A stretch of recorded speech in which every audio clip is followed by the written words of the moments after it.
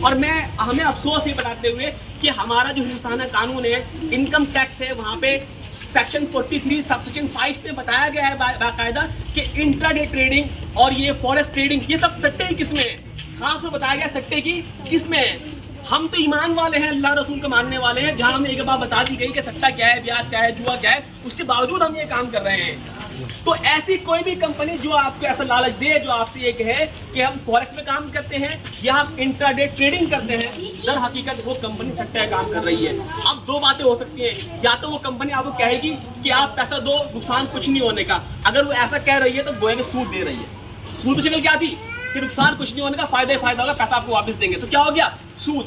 یا پھر وہ کمپنی اگر آپ کو نقصان دے رہی ہے تو سٹے کام کر رہی ہے. تو یہ مختلف قسمیں ہیں بیسیکلی نوجوانوں کو پھنسانے کی. اور کیا کرتے ہیں, مونڈی سمجھتے ہو نا آپ, مونڈی لگاتے ہیں, یعنی بتاتے ہیں کہ یہ ہے بندہ اس نے جیتے 2 کروڑ روپے. یہ بھی ہمارے وراٹ کوہلی اور روہت شرما کے کھلاڑی کا یہ بتا رہے ہیں. یہ بندہ اس نے لے لیا ماروتی کار, یہ بندہ اس نے لی اسکارپیو, یہ پہلے غریب تھا اس نے گھر لے لیا 50 لاکھ روپے کا. ایسے سماج میں, محلے میں بہت سارے ایسی کمپنیز جو ہیں وہ دکھا رہی ہے نوجوانوں کو, اور پھر جو ہے وہ اس طریقے سے ان کو دیکھ کر نوجوان لالچ میں آتے ہیں اور پھر پیسہ لگاتے ہیں.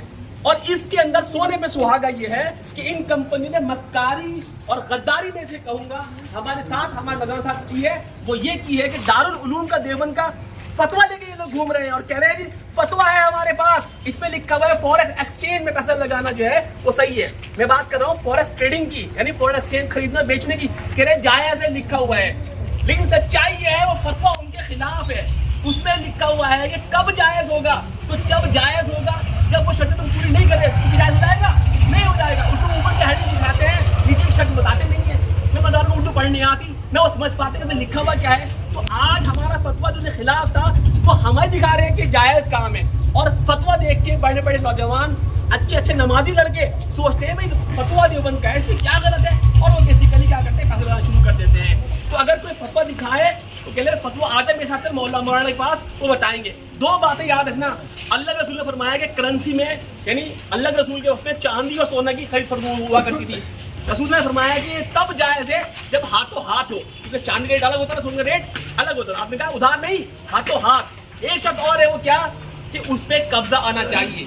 یعنی اگر میں نے سونا کے بدلے چاندی لی تو چاندی میرے پاس آئے, سونا میرے پاس سے جائے. یہی 2 باتیں لکھی ہوئی ہیں اس میں لکھا ہوا ہے کہ فورن کرنسی کی لین دین جائز ہے بشرطے کی نقد ہو, بشرطے کی لینے والے نے دینے والے کو اپنی کرنسی کا ادلا بدلی کی ہو.